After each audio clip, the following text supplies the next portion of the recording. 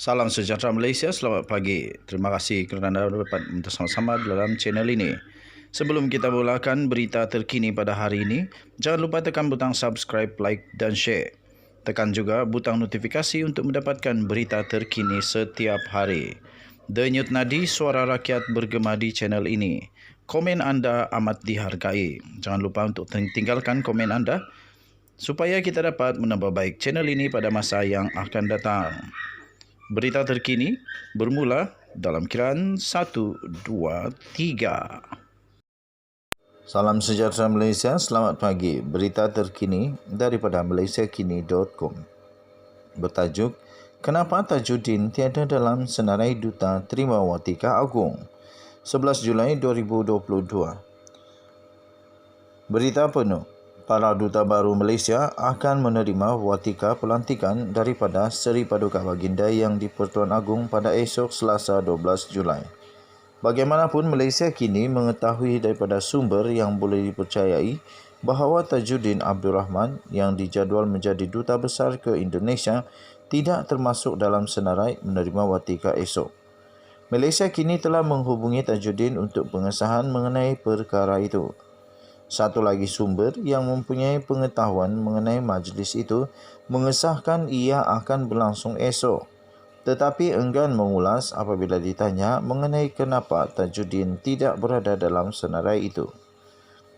Tidak jelas mengapa nama ahli Parlimen Pasir Salak itu tiada dalam senarai penerima watika atau jika pelantikannya telah dibatalkan.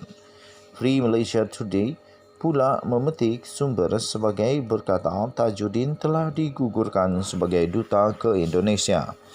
Bagaimanapun, The Malaysian Insight memetik sumber yang rapat dengan pejabat Perdana Menteri menafikan laporan FMT dan pelantikan ahli parlimen itu cuma ditangguh. Tajuddin kemudiannya dipetik oleh Sinchu Daily sebagai berkata tiada komen, tanyalah Menteri Luar atau Perdana Menteri. Tajuddin dan 4 bakal duta lain sepatutnya menerima watika pelantikan mereka pada bulan lalu. Tetapi majlis itu ditangguhkan atas sebab yang tidak didedahkan.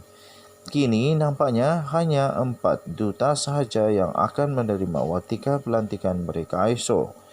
Keempat tempat mereka dikatakan akan menjadi duta Malaysia ke Jepun, Arab Saudi, Iran dan Korea Selatan. Pelantikan Tajuddin mencetuskan pelbagai maklum balas dengan sesetengah pihak mempersoal keupayaannya untuk menjadi diplomat kerana rekod prestasinya yang dilihat agresif. Dia dipecat sebagai pengerusi prasarana pada Mei tahun lalu, dikatakan kerana pengendaliannya yang tidak sensitif terhadap kemalangan LRT yang menyebabkan ramai yang cedera. Beberapa hari selepas majlis pelantikan Tajuddin sebagai duta pada 20 Jun ditangguhkan, ahli Parlimen Pasir Salak itu dipecat sebagai ahli majlis tertinggi UMNO yang dilantik. Ini disebabkan perselisihan dengan Presiden UMNO Ahmad Zahid Hamidi. Berikutan itu, Tajuddin mengadakan sidang akbar yang mendedahkan beberapa perkara. Antaranya dia mengecam Zahid, menuduhnya berbohong kepada UMNO mengenai sokongan terhadap Ketua Pembangkang Anwar Ibrahim untuk menjadi Perdana Menteri. Sekian berita, salam sejahtera Malaysia. Malaysia kita punya, cintai Malaysiaku, kita jaga kita. Jangan lupa tekan butang subscribe, like dan share. Selamat pagi Malaysia, bye-bye. Salam sejahtera Malaysia. Denyut nadi suara rakyat bergema di channel ini. Tuan-tuan dan perempuan yang dihormati sekalian, satu keputusan yang dinantikan oleh seluruh rakyat Malaysia tidak lain dan tidak bukan adalah kes SRC Najib Razak yang sudah dipenjara selama 12 tahun 210 juta denda kerana didapati bersalah pecah amanah, pengubahan wang haram dan juga rasuah 42 juta ringgit SRC International, anak syarikat Tuan MDB. Dan tuan-tuan dan puan, Najib Razak telah bersama dengan pasukan peguamnya telah membuat satu semakan kehakiman. Mereka merayu dan mereka memberikan bukti yang baru supaya dengan harapan perbicaraan yang dulu itu dibatalkan, kerana mereka berkata Hakim Nazlan ada konflik of interest ketika dia membuat penghakiman. Kalaupun Hakim Nazlan salah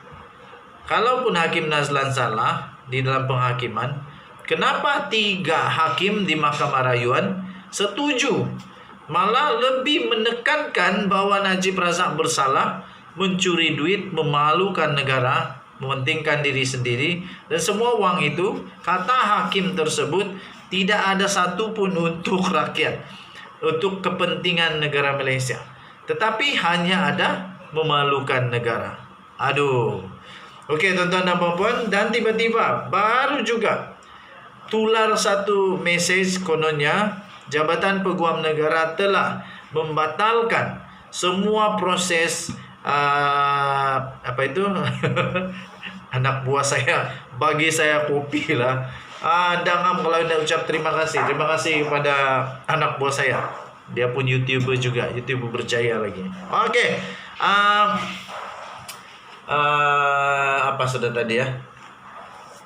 Mereka mau supaya semua itu dibatalkan, dan tular kononnya ada satu berita Jabatan Peguam Negara membatalkan penghakiman tersebut.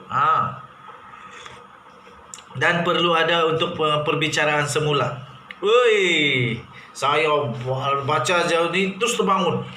Bukan apa, saya gembira. Gembira kalau betul Najib Razak tak bersalah.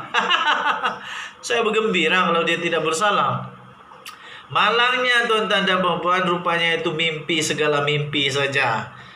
Baru sebentar tadi Jabatan Peguam Negara mengeluarkan satu kenyataan bahawa semua itu buyuk, tipu. Tidak betul. Tidak betul. Malah Jabatan Peguam Negara mengeluarkan kenyataan rasmi bahawa Jabatan Peguam Negara tidak pernah mengeluarkan apa-apa kenyataan atau ketetapan berhubung kes perbicaraan SRC International Sdn Bhd atau dikenali sebagai SRC yang membabitkan bekas Perdana Menteri Datuk Seri Najib Razak sebagai tidak sah. Masih sah ya? Masih sah. Kecewa lagi. Wah, kecewa. Sia Najib bakal masuk penjara. Kalau dia kalah, habislah.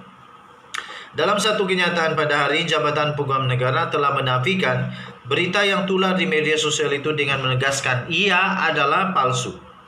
Katanya, kata kenyataan daripada pejabat Peguam Negara itu merujuk kepada kenyataan yang disebarkan yang bertajuk Pejabat Peguam Negara telah menetapkan yang perbicaraan SRC tidak sah kerana kesilapan prosiding. Jabatan ini menafikan ada membuat ketetapan seperti yang dikatakan dalam kenyataan yang tersebar itu, katanya.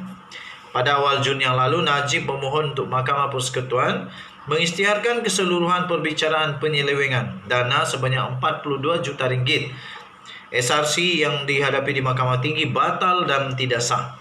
Begitu juga beliau juga memohon Mahkamah menimbangkan semula diadakan perbicaraan semula.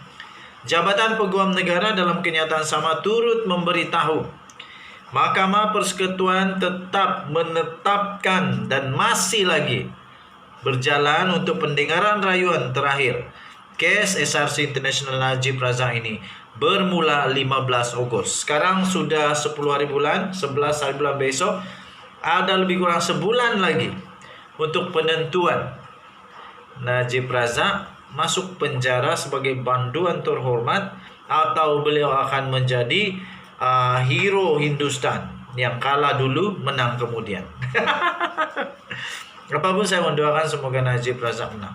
Okey.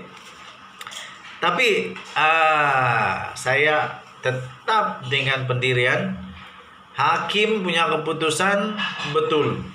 Mahkamah punya keputusan tetap betul. Salah tetap salah. Macam mana bagus pun, baik pun, kalau salah tetap salah. Mana boleh. Itulah betul.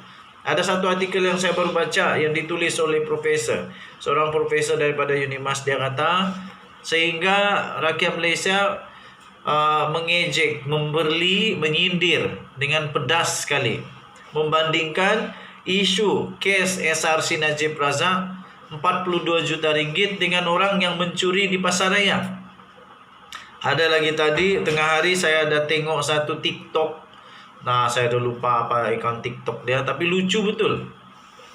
Seorang wanita, ibu-ibu, mama-mama dari Sabah, menyuntil lagi. Dia bilang, satu-satunya negara di dunia. Lucu lah. Satu-satunya negara di dunia, dia kata. Yaitu orang yang mencuri Milo, 2 bungkus Milo di penjara 14 hari. Dia kata. Tetapi orang yang sudah dijatuhkan hukuman kerana mencuri 42 juta ringgit masih bebas untuk apa dia bilang tak? Untuk berpolitik. Lepas itu masih bebas untuk mencalonkan diri itu dan ini. Dia kata begitu. Lucu juga, tapi ada kebenarannya juga. Ya. Okey, salah tetap salah. Jangan sampai negara Malaysia nanti lagi memalukan pula, nanti dijadikan sindiran pula oleh pelawak-pelawak dunia. Okey, jadi menutup kepada kenyataan tersebut daripada Jabatan Peguam Negara, Jabatan Peguam Negara mengeluarkan kenyataan, Jabatan Peguam Negara akan hadir sebagai responden atau pendakwa raya. Jabatan ini juga akan meneruskan dengan rayuan kes berkenaan dan akan menunggu keputusan, katanya, berkenaan dengan kes Datuk Seri Najib Tun Razak yang sudah dijatuhkan hukuman 12 tahun penjara, 210 juta denda. Tapi itu baru satu kes. Banyaknya kes lagi Najib Razak ni. Kesian jugalah. Kalau dia lepas ini pun dia tetap naik turun mahkamah.